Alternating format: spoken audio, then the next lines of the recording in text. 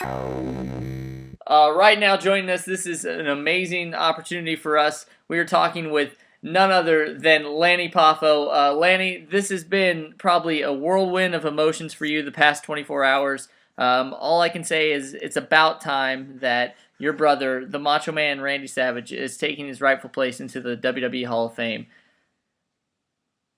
Well, thank you very much, and I cannot tell you how happy I am and how delighted all the fans are. My iPhone is just blowing up with well wishes and people that are asking questions, and everybody's excited. And I am so happy that I capitulated.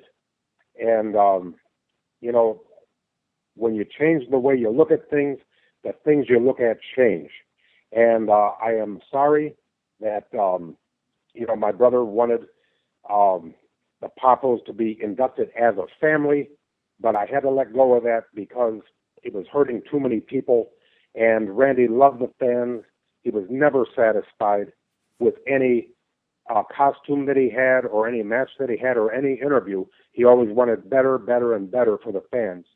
And this is what the fans demanded, and I'm very glad I gave it to them. The needs of the many far outweigh the needs of the few or the one. Now, with that being said, obviously you're going to be there for the Hall of Fame ceremony. What were your thoughts on the immortal Hulk Hogan being the one to induct Macho Man into the Hall of Fame? It was my idea. I thought that was the best choice. And I want no harm and no foul. I want closure. I have personal reasons for it. Hulk Hogan gave me the greatest 4 months of my career. And Randy and Hulk, sometimes they get along, sometimes they didn't. But nobody can say that it was not a successful combination. And Randy, deep down in his heart, loved Hulk, and Hulk loved Randy. Things happen, whatever. And I'm 60 years old. And in the time that I have remaining, if I'm walking down the sidewalk and I see a mud puddle, I want to walk around it. I don't want to jump in the middle of it.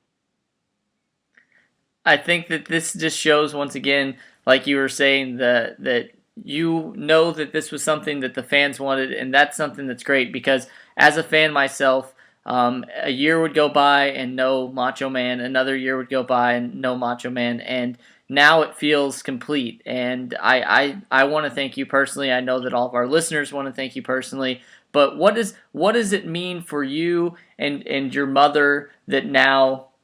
I mean, like you said, is this some closure? Do you guys feel great about this? Well, first of all, I would like to thank Kieran Bent.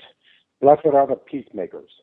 Okay? He was the producer of the Randy Savage story, Macho Man. Mm-hmm. And he came to my mother's house with flowers, and he offered his condolences on behalf of the WWE.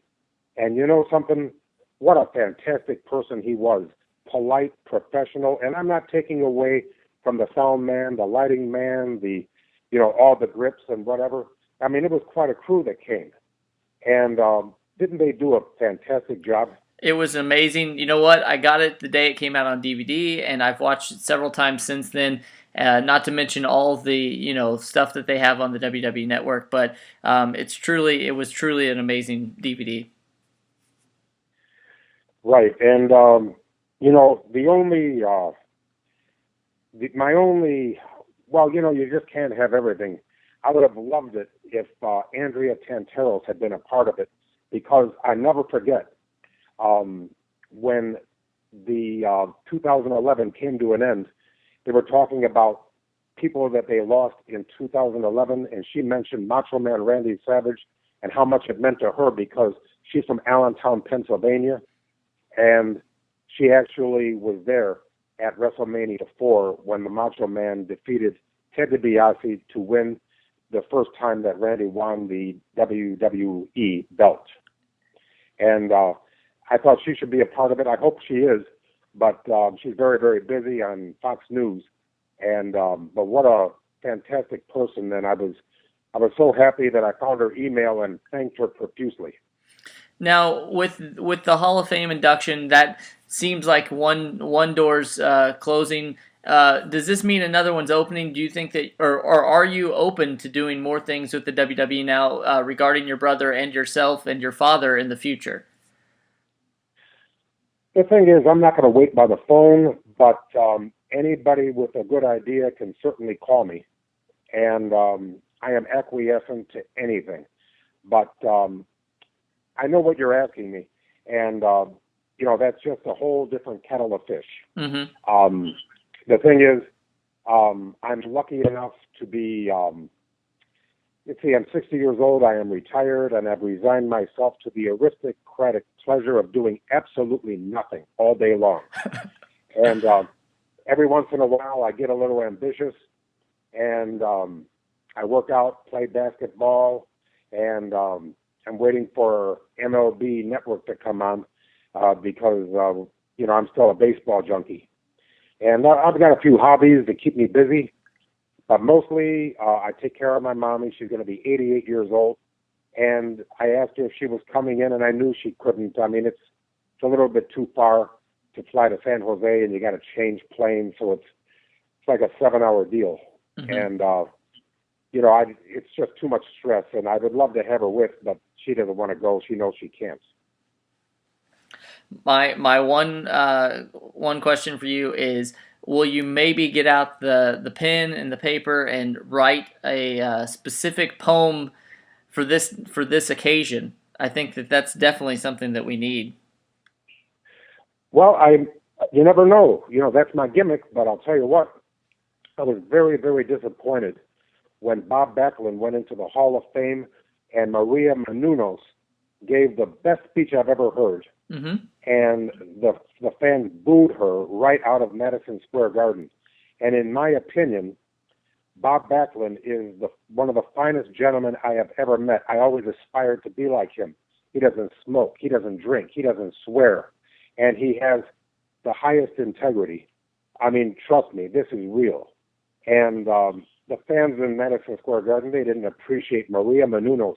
Why couldn't you appreciate her? She's prettier than the divas. And how can they boo her?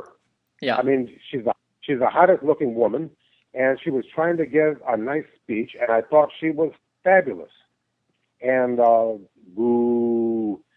I love the fans, but not those fans. Yeah. Now, obviously, you mentioned earlier that there's been an outpouring of respect for you. Obviously, everybody, the world is abuzz with Macho Man madness. It's been trending worldwide on Twitter. You also got to see some of the fans and superstars tweet out things, messages. How does that make you feel, just knowing how happy this makes everybody in the world? Well, it's a little bit like hitting yourself on top of the head with a hammer. It feels so good when you stop. Yes. Okay. I feel good that it's over.